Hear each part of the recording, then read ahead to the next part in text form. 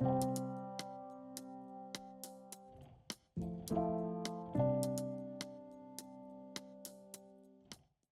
allons accueillir du coup Laurine Kobli, assistante sociale de la filière Brain Team à la Pitié-Salpêtrière, plus particulièrement au service de consultation de génétique. Bonjour, merci.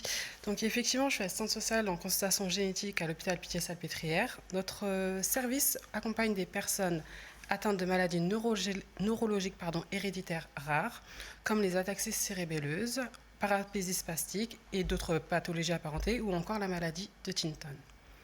Étant assistante sociale en génétique, j'ai pour mission de contribuer à la prise en charge médico-sociale des patients en les informant de leurs droits liés à la santé ou à l'handicap, les accompagner dans les démarches administratives et les orienter en fonction des besoins spécifiques. J'interviens à tout moment dans le parcours de soins du patient, à la demande soit du patient, soit de son entourage, du service médical ou alors des partenaires extérieurs. Au quotidien, je suis très souvent amenée à les aider à constituer ce dossier MDPH. Cela peut être pour des demandes simples telles que la reconnaissance qualité de travailleur handicapé, ou alors pour des demandes beaucoup plus complexes comme la prestation de compensation du handicap aide humaine ou aide technique, ou alors l'allocation adulte handicapé. Ce genre de prestations, ça nécessite une attention particulière dans le remplissage du dossier MDPH, donc vraiment d'être très pointueux sur ce qu'on va mettre et d'écrire pour le patient. Depuis la mise en place de ce document complémentaire, j'ai pu l'expérimenter à quelques reprises pour des personnes qui souhaitaient faire notamment des demandes de PCH aide humaine. Du coup, je vais donc vous expliquer comment et pourquoi j'utilise pour les aider. En effet, selon la pathologie et les besoins, il est parfois compliqué de bien expliquer leurs difficultés.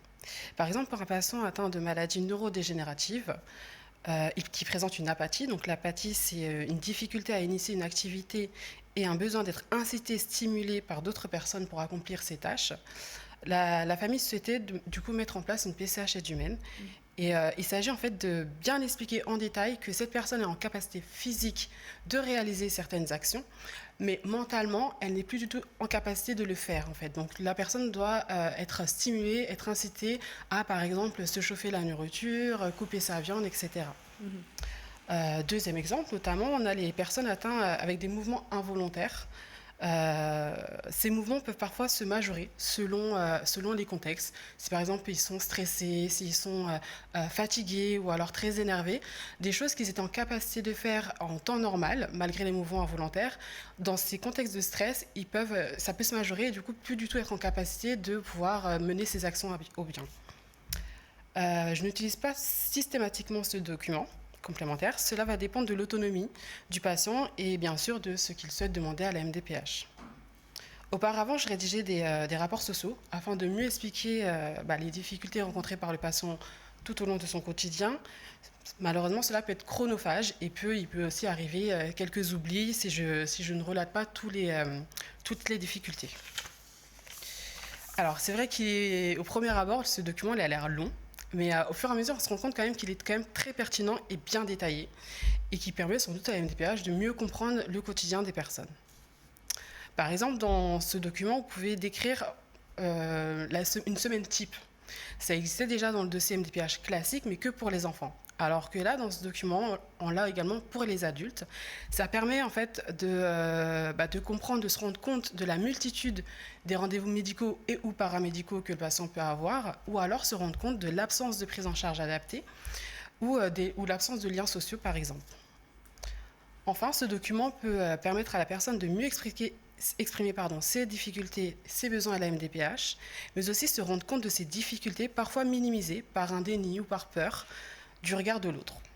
Le fait de pouvoir poser sur table des difficultés rencontrées par le patient permet à nous professionnels d'informer et orienter au mieux le patient et que la personne puisse également pouvoir solliciter les droits auxquels il peut prétendre.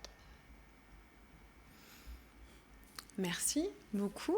Est-ce que quel retour vous avez pu avoir dans l'utilisation de la part vous des MDPH? Et peut-être pour revenir aussi sur une question, est-ce qu'il vous semble envisageable peut-être de mieux diffuser l'information, peut-être avec des flyers, une affiche, quelque chose comme ça, puisque c'est vrai qu'on présentait le document complémentaire sur le site internet.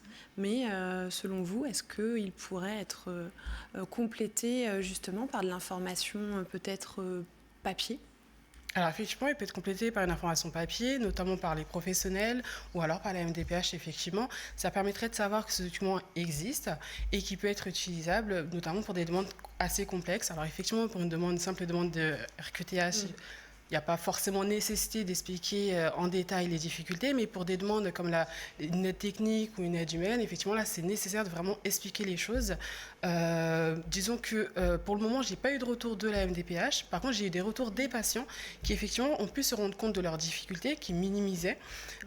Pour eux, effectivement, se dire qu'ils peuvent se chauffer à manger et manger, c'était très simple. Alors qu'en fait, ils avaient quand même des difficultés pour couper leur viande, pour boire dans un verre, ce genre de choses. Donc, pour le moment, j'ai eu que des retours des patients. Merci beaucoup pour ce témoignage et votre intervention.